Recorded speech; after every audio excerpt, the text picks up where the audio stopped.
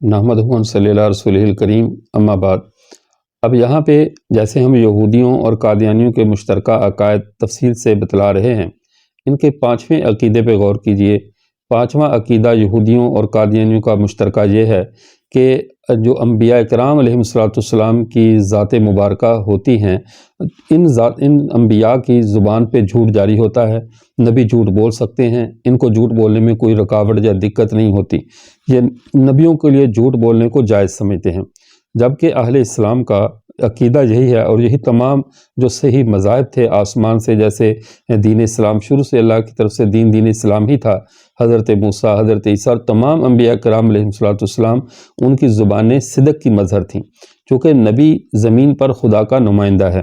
اس کی زبان اللہ کے حکم کی، اللہ کے پیغام کی ترجمان ہے۔ اگر نبی کی زبان سے جھوٹ بولنے کی گنجائش رکھ دی جائے کہ نبی جھوٹ بول سکتا ہے، جھوٹی پیشینگوئی کر سکتا ہے، اس کی بات غلط ہو سکتی ہے، تو پھر دنیا میں کوئی چیز بھی قابل اعتماد نہ رہے۔ تو خدا کے اور بندوں کے درمیان سچی اور صاف ستھری سفارتکاری نبی کی زبان ہوتی ہے۔ اگر نبی کی زبان کے بارے میں کہہ دیا جائے کہ وہ جھوٹ بولتے ہیں مفادات کے لیے یا کسی کام کے لیے، تو پھر وہ نبوت کی یعنی شان نبیوں والی باقی نہیں رہتی، ان کی شان عصمت ختم ہو جاتی ہے۔ اہل اسلام کا عقیدہ یہ ہے کہ انبیاء کرام علیہم السلام وہ معصوم ہوتے ہیں، جبکہ یہودیوں اور قادیانیوں کے ہاں نبی جھوٹ بولتے ہیں۔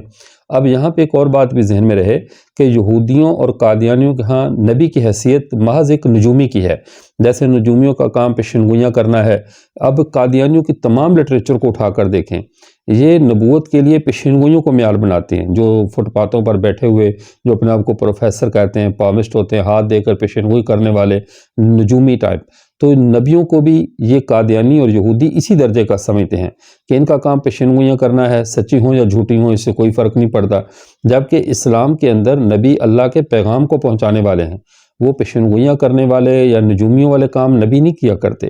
اب یہودیوں کا جھوٹ دیکھیے، انہوں نے حضرت اسحاق کے بارے میں انہوں نے کہا کہ جب اسحاق کی عمر زیادہ ہوئی تو ان کے بیٹے جو یعقوب تھے،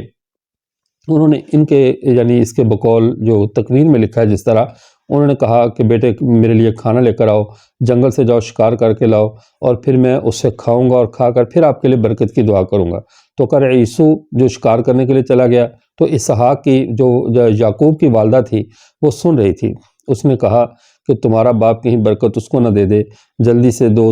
بکریاں لے کر آؤ، بچے چھوٹے، میں ذبح کر کے ان کو سالن پکا کر دوں، آپ اپنے باپ کو کھلاؤ، وہ نبی ہے، وہ تمہارے لیے دعا کرے گا۔ تو انہوں نے کہا میرا جو بھائی عیسو ہے اس کی تو گردن پر بال ہے، تو میرے باپ نے اگر اس پہ ہاتھ پھیرا گردن پہ چیک کرنے کے لیے، ان کی نظر تو نہیں ہے، آنکھوں سے نابینا ہے، تو پھر کیا ہوگا؟ تو انہوں نے پھر اس کی گردن پہ بالوں کا ایک حالہ بنایا بکری کی کھال سے، جیسے بھی۔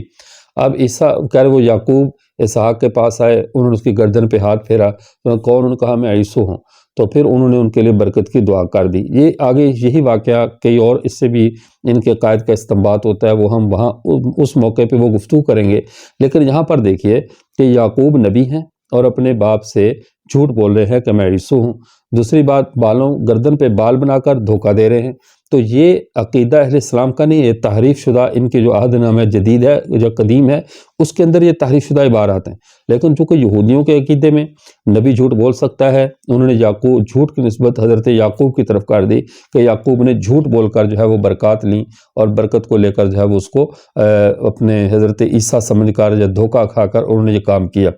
لیکن یہ بات تو تھی یہودیوں کی کہ ان کے ہاں نبی جھوٹ بولتے ہیں۔ منوان وہی عقیدہ قادیانیوں کا ہے کہ انبیاء کرام علیہ السلام جھوٹ بولتے ہیں۔ یہ قادیانیوں کی کتاب ہے روحانی خزائن، جلد نمبر ہے اس کی 3، اور ازالہ اوہام، مرزا غلام قادیانی، صفحہ نمبر 439 پہ، اور اس کے اندر یہ کہتا ہے مرزا غلام قادیانی، وہ کہتا ہے ایک بادشاہ کے وقت میں 400 نبی نے اس کی فتح کے بارے میں پیشین گوئی کی۔ جو میں نے شروع میں عرض کیا کہ ان کا نبیوں کا کام نجومی والا ہوتا ہے، پیشین گوئیاں کرنا، کہہ رہا 400 نبیوں نے فتح کے بارے میں پیشین گوئی کی، اور وہ جھوٹے نکلے اور بادشاہ کو شکست ہوئی، بلکہ وہ اسی میدان میں مر گیا۔ کہہ رہے حضرت جتنے 400 نبیوں نے کہا تھا یہ بادشاہ فتح پائے گا، لیکن وہ 400 کے 400 جھوٹے نکلے، معاذ اللہ۔ یہ عقیدہ ہے قادیانیوں کا کہ نبی جھوٹ بولتے ہیں۔ 400 نبیوں نے ایک بادشاہ سے جھوٹ بولا تھا، جھوٹی پیشین گوئی کی تھی، اور ادھر ان کا عقیدہ ہے کہ یعقوب نے اسحاق کے ساتھ جھوٹ بولا اور ان سے جو ہے اس طرح برکت حاصل کر لی۔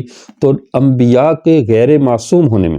نبیوں کو جھوٹا کہنے میں یہودی اور قادیانی ایک پیج پر ہیں، باہ والا دونوں کی باتیں سامنے آ گئیں، جبکہ اہل اسلام کے نزدیک کوئی نبی بھی جھوٹ نہیں بولتا تھا، بلکہ جھوٹ تو کیا، اللہ نے ان کی زبانوں کو، ان کے تمام افعال کو، اعمال کو عصمت کے پہرے میں بند کر رکھا تھا کہ یہ زمین پر خدا کے نمائندے ہیں۔ اگر نمائندہ ہی خدا کی بغاوت اور غلطی اور گناہ کرنے لگے، سرکشی کرنے لگے